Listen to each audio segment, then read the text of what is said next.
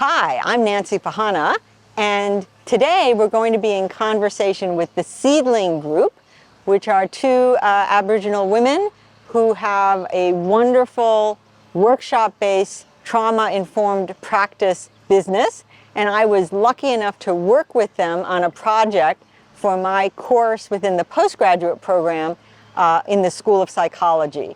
And we're here at the lovely UQ Bush Tucker Garden because what we'll be talking about today is the importance of relationship, the importance of placing interactions with Aboriginal people within a context. So we've chosen this context here at UQ, quite appropriate, and we're looking forward to the conversation. So I would just like to acknowledge the traditional custodians of the lands on which we meet today, the Yagara and Turrbal people. I pay my respects and thank them for their custodianship.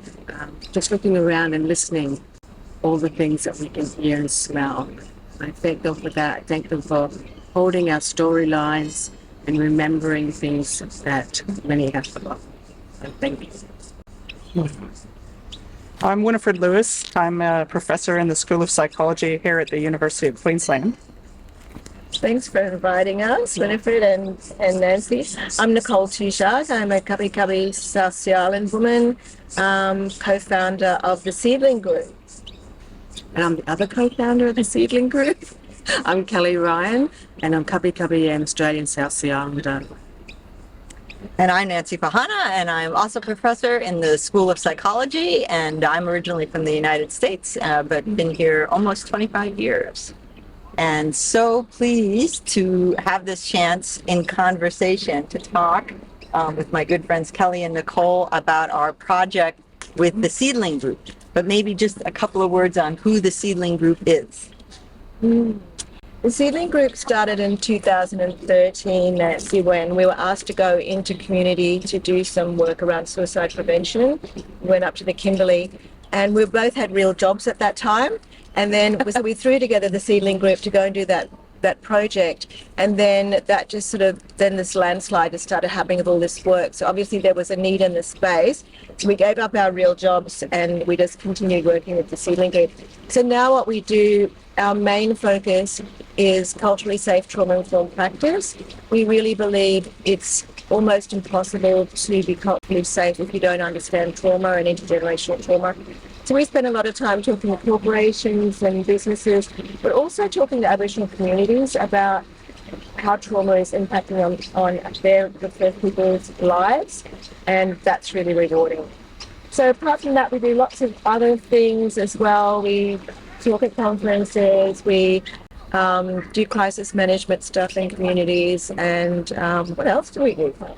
A book. Thank you for we have just written a book, and what happened there was we were doing face-to-face training all over Australia, very exhausting. Then COVID hit, and so we thought, okay, what do we do now? So we went online and did the training online, which is available online through our website. But then everywhere we went, people were saying, well, we need to know more about that. We talk about how Indigenous attachment theory is different for us. People are saying, well, how do we find out more about that? So then we decided to write the book so that we can have a bit more space to go into all of those, rabbit holes of knowledge. And so the book came out October last year. But in a year? Yeah, we can have it. Yeah. So that's what it does. Yeah, I hope we'll talk for quite a long time about all of that. And I'll just say the three questions that we want to cover. And just to be clear, this is because at some point I may disappear. This will simply reflect how long it takes to get filming done. And the awesomeness of our tech, Milo, who's behind the camera, is no barrier to that blowout of time. But the three questions that we want to talk about, at least in the first instance, I hope will go wide, is how the collaboration started, the story of that collaboration between Nancy, Kelleigh, and Nicole, what you guys did, and why it was important, and the outcomes that it's had, and what some of the barriers were and how you overcame them.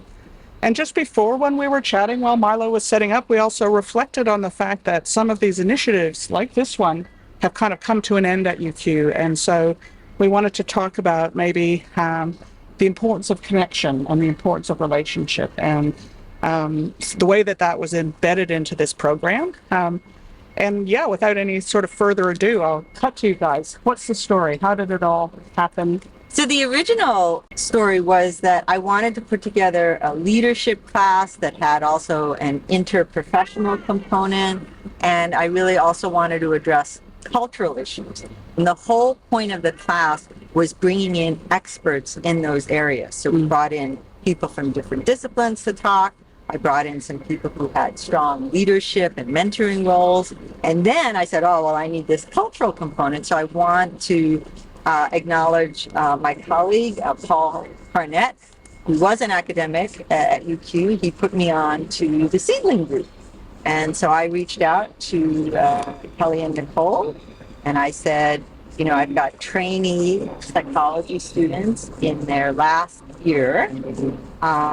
And, you know, what do they need to know, and what can you bring to the class?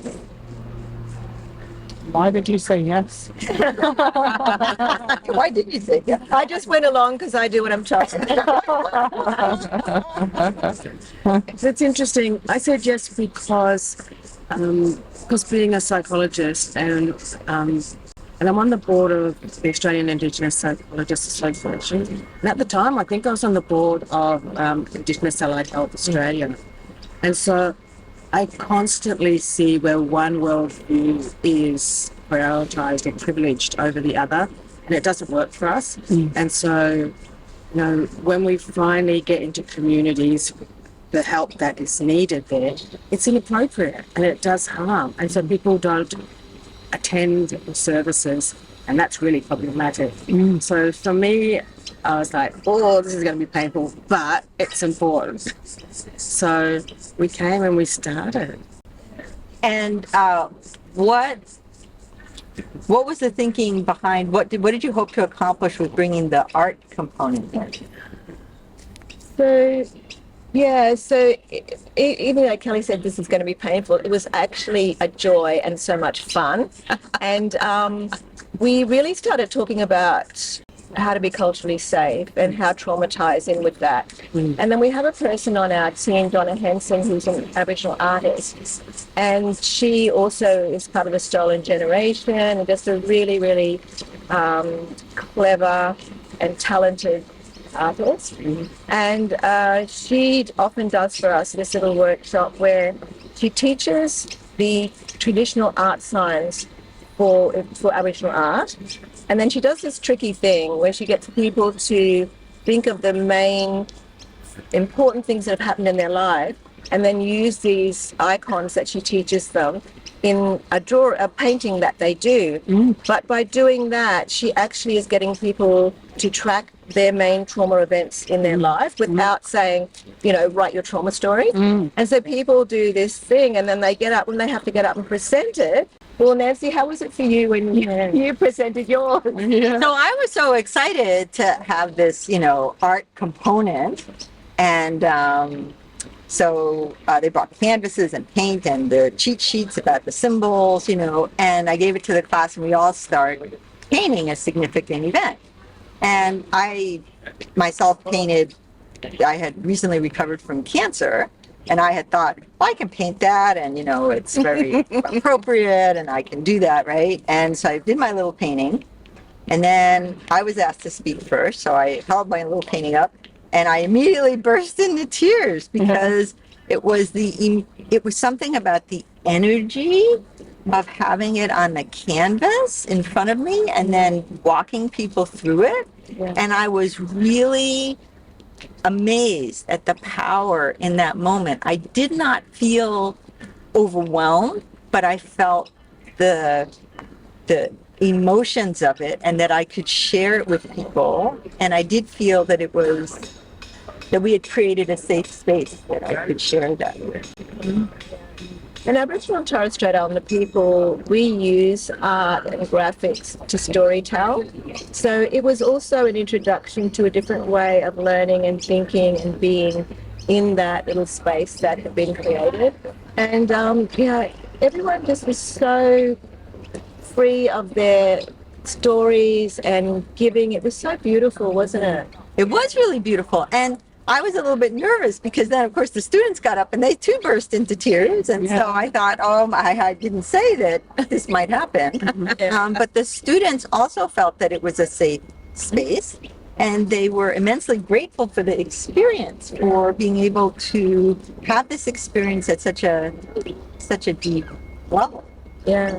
And the reason, like one of the reasons why it was really important for us to do this work with you, Nancy, was, we train up all these wonderful young professionals and they're so keen and gung-ho, but we don't give them the skills to actually be in community. So all they're left with is fear and avoiding the situations. So for someone to be able to feel confident enough, and I think just having a room full of Indigenous people talking about stuff and doing the painting and everything, they sort of thought, oh, this is not so scary. And I also think they left thinking, I actually know where I've got to focus to learn more now, because you can't teach everything in one day, right? But you can take away the fear of being somewhere and learning. And I felt that's what your students did really well. They let down their guards and went, it's okay to not know everything. And it's okay to understand now how trauma fits into this picture. And I've got my own trauma story and I know how that feels from inside, right? So how does it change my perspective when I'm talking to an Aboriginal or Torres Strait Islander person? And they had Donna, stolen generation person, telling her story, standing in front of them, not scary, and just teaching her beautiful skills. Yeah. It was the beginning of a relationship. That's right. And for the students to understand that relationship is key here, when you learn skills, it's often about the transaction, and we're relational. So if you can't make a relationship, if you can't start the relationship, it's not going to work, because otherwise you're just taking or giving. So it's all transactional instead of relational. Relational is so important. The student I saw of yours, I've seen a couple, but the one that came up to me and said hello was I think it was really remote, maybe on our trip to Large Manu. Oh. Like, that's remote. Yeah. And we ran into her somewhere, and she came up and said, oh, do you remember me? I did your training. And I thought, and here you are in the middle of, Remote Aboriginal community, and happy. Not feeling fear. Yeah. I think, like, for me, there's a couple of themes there that a number of the videos commented on, and one of them is just people have an expectation that this kind of project of education is going to be about delivering information, because that's what we're used to in psychology, is PowerPoint slides, learning objectives, and then maybe a multiple choice test. And so, coming in and being challenged to authentically know yourself and know your own pain and connect with that and be present for other people, what a growth opportunity. I should say, of course, I'm not in the clinical psych masters, which I'm sure is not as I've just described it. But in fact, maybe that if we can briefly skip ahead to barriers, I was saying, I think a lot of these initiatives have finished at U2 and been replaced by online modules. I mean, what are your thoughts on that? We do online training that was born out of necessity. And the way we get around it being transactional is people do the online module, and then we have a face-to-face or Zoom yarning session, or sometimes called coaching session, around the content. Because I think to do something online, you probably get about 10 or 15% of what's possible to learn. And we find that when organizations follow with the coaching every 2 modules, there's this really rich conversation that happens about how does this affect me? How does this affect my life? Where I'm going to work? How do I put that into practice? And all the things I think is really difficult to get from transactional online training. That's just how I feel. It's true. And I guess the other thing we do with our training is we walk you through like you're with us. So we teach you to ground yourself. We check in on you the whole time. It's interactive without being that interactive. But the coaching really works because we get to integrate that knowledge. So if you've learnt something in a module and you totally don't believe it, which and often people have problems with, especially acknowledging the two worldviews and they being equal. And so they had this chance of going, well, I think that's rubbish, and this is why. And we go, great. So where did that come from? Let's unpack that. And we talk about tricky things like racism and prejudice, but also intergenerational resilience and the power of heritage and the power of culture. So things that you don't have conversations about normally. Yeah. So look, online training really worries me when you don't, because you only remember what you want to remember when it comes to learning, and you only actually engage in what you need to know or what you want to know. So when you think about online training, if you don't find it and want it yourself, then it is just transactional. It's like It's just ticking the box. clicking the button, ticking the box and clicking the button. Yeah. And you still get to stay safe and not have your touch. beliefs challenged. And of course, we're recording this for online viewers, so there is an irony. Don't think that we missed it. Nancy, do you want to say more about how it went from your perspective as a teacher? Seeing the students engage, it must have been so moving. Well, it was really moving, and I think that what amazed me was how deeply people engaged with the material. So these people were totally buried in these paintings, and they quickly lost their what's the right thing to do? Yeah. The students were so concerned about what's the right, because they're not being marked on it. The other thing that we asked the students to do was bring in an object that represented a significant event or a trauma, and people brought amazing things. Like one student brought the guitar, and his father had died earlier, and talked about just again really moving examples. And I felt that there was a lot of relational content, like the students made connections that they hadn't made. Yes. They made connections with the seedling group and with myself. And it was so real in the moment that for a teacher to have that moment where all these light bulbs, but more than light bulbs, like sort of a glow. That's how I describe it. Like it was really a glow at the end. Yeah. And you've already talked about one outcome that you saw where a student, obviously it changed their career path potentially and drew them to better engaged communities. What else did you see when you watched it? And you must have done so many other trainings like this. Yeah, well, with this training in particular, what I specifically remember is a lot of other nationality students in the room. And I often feel like those young people, their story is silenced often because there's this debate with Indigenous and non-Indigenous in Australia, and then you come along as a Singaporean and you're almost silenced because of that big conversation.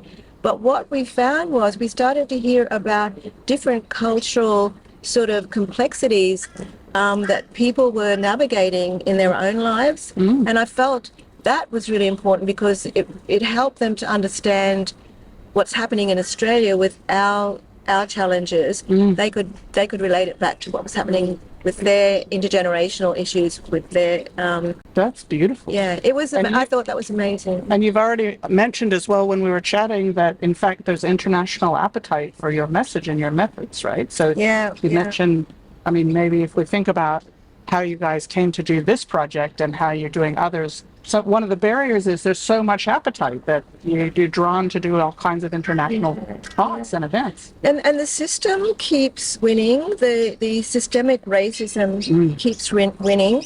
We get these laws and legislations that this work can only be done by Indigenous businesses and professionals or people with lived experience.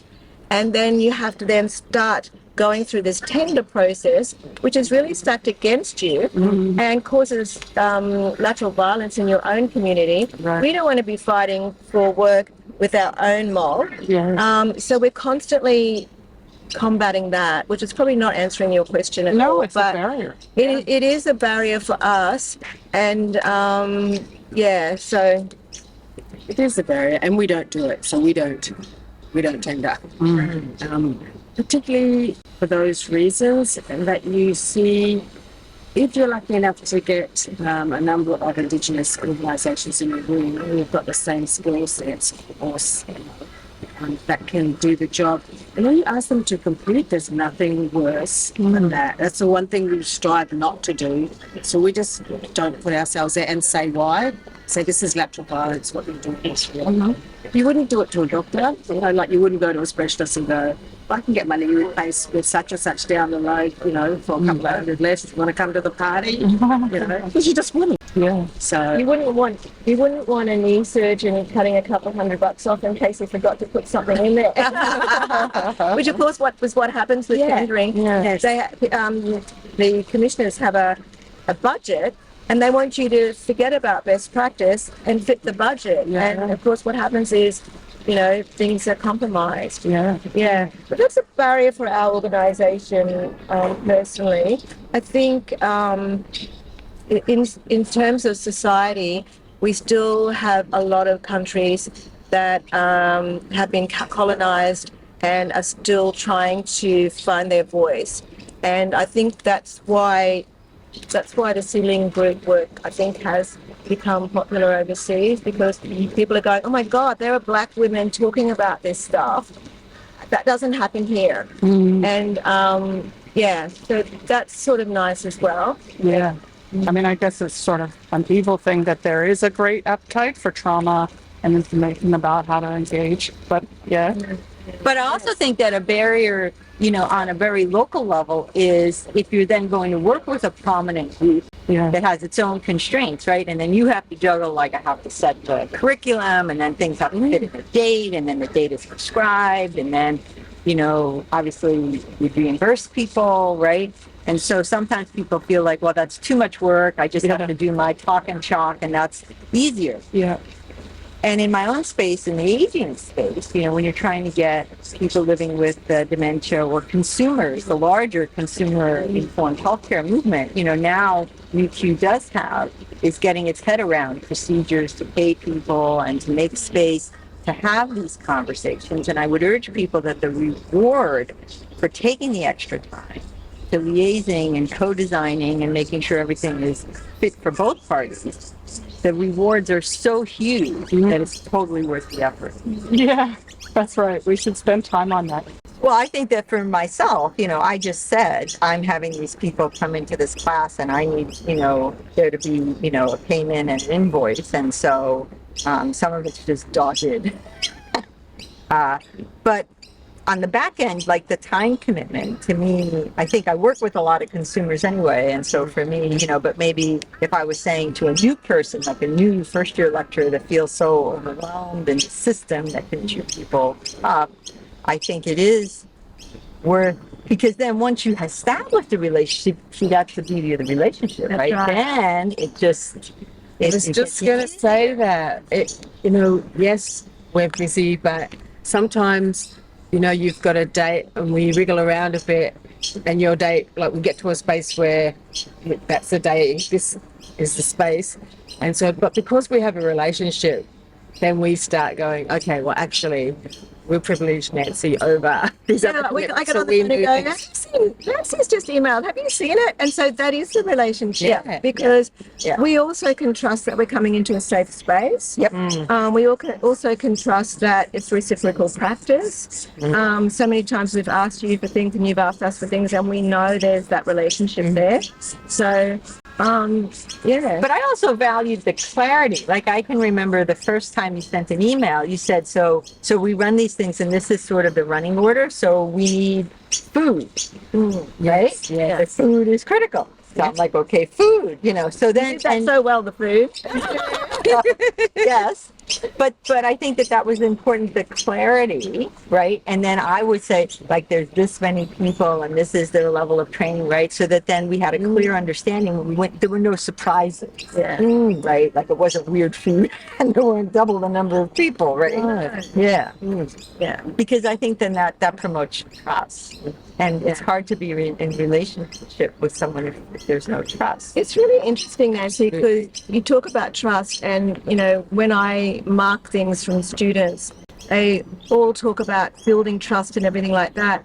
But when you ask them to put that into like reality, what does that look like? It's very hard for them to go past that concept. And what does trust look like? Yeah. And I think what we did together was a really nice example of it's not just about that day. It's about we find out about each other. We find out about what our challenges are. I think we got lost for the first 4 times, and you'd always be on the phone going, turn left. That would be my part. That's me. So all those little things, you don't feel a big shame. You just go, oh, ring Nancy, we've lost again, or something. Yeah. You know what I mean? So that building that trust, it's something. It's a concept we just sort of, floats off our tongue like that, but it's such a big thing, especially for Aboriginal and Torres Strait Islander people who work in a very racist system, colonised system, and also it's intergenerationally. There's just that lack of trust going into institutions. So I think when you talk about trust, it's sort of not a little thing; it's a big thing, and it's a big part of building relationships. Yeah. And I think some of the students have had experiences where their trust has been violated, and so there's a withholding, and I feel that then if you're able to be in relationship and try to create that safe space, then this is a positive experience that they've had. Yeah, and I mean, especially for psychology students, their whole work and life is about creating trust in relationships and being vulnerable. And, Right. Yeah, so... it was always a pleasure to come and talk to your mobs. It was so much fun. Yeah.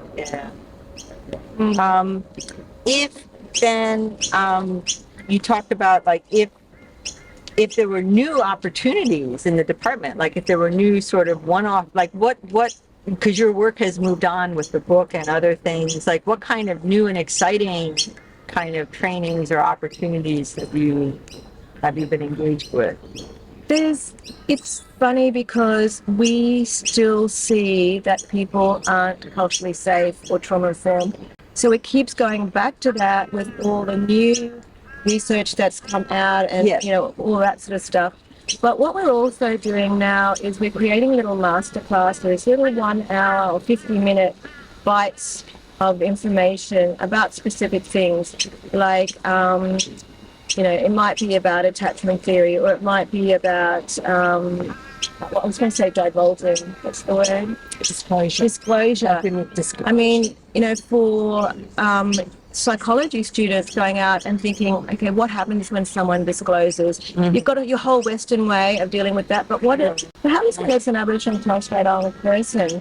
So we're starting to do these little masterclasses now, and hopefully when people have done the training, they can just pick up on these other little gems as well. Do you do one about sort of generational trauma, like trauma going from generation to generation? It's a big part of our online training, almost too much to put into a masterclass, but we can take sections out of that. So what does intergenerational trauma look like when you see it?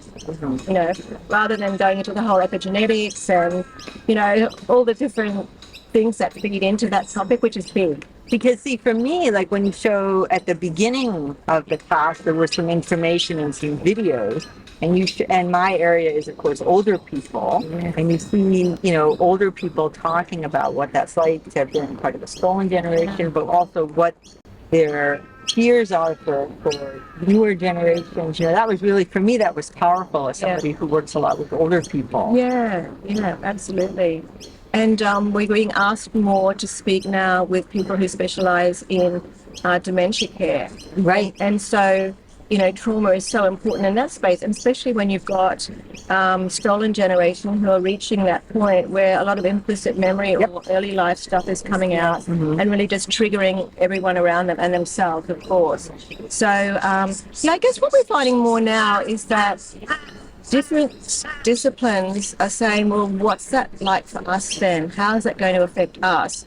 And then that sends us off researching and getting lived experience in those areas. So, I wish I could say we had more strategy, But Well, you know, what's interesting is that I branched out from my psychology teaching, and I taught a class in the School of Architecture and Design, and it was specifically about design, like nursing home design, but the nursing home design in community. How do you reflect in the design of the nursing home the wider community? And we picked the regional community. So then people were talking about bringing in, oh, look, it's on the regional art trail. Maybe we should have some art that people created, and then it's a destination. Or my favorite one was, oh, we should have a cat cafe so we could work with the local animal shelter and we could have a cat. So then the community could come to the nursing home. But one of the examples of community was a nursing home in WA that was built, you know, it was supposed to be all along Aboriginal and co-designed with community. But it turned out that the nursing home never opened. Like, it won all these awards, basically. But then they had not really thought through how it was going to be given back to the community, how it was going to run, like with the licenses and like all that. So, you know, they made it nice and they had fire pits and all of these kind of, you know, symbols, but then it never saw a single Aboriginal person actually in the facility, and now it's collecting dust.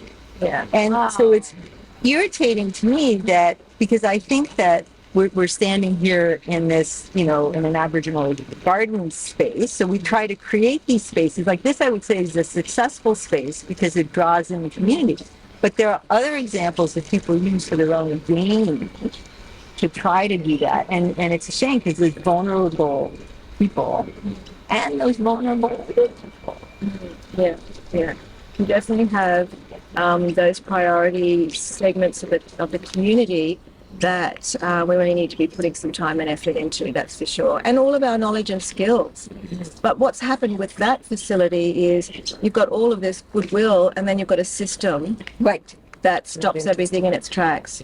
You know, we have stories in Australia of, you know, $100 million housing projects that produce one house. You know, because of all the bureaucracy and the administration and everything else. And then the one house is not even what the people wanted. So we're up against a system that's really embedded with colonial sort of Western ways. And I think that's another reason why it's exciting coming to the university, because we've got this curriculum that's basically stemming from a very Western knowledge base, and to actually bring in another whole knowledge system and go, we don't think about time in the same way. We don't think about health in the same way. So where does that lead you? And even if it's that first step of, oh my God, there's so much I don't know, then we sort of feel like our job is done. Yeah. I think that educating, like when I talk to the students about a nursing home, the nursing home is always a system. Like, you never go in to see one person, Bob, and that's it. Because it's a system. There's the people who work there and the families who visit and the people who live there and are being cared for, right? And then it sits in a community, right?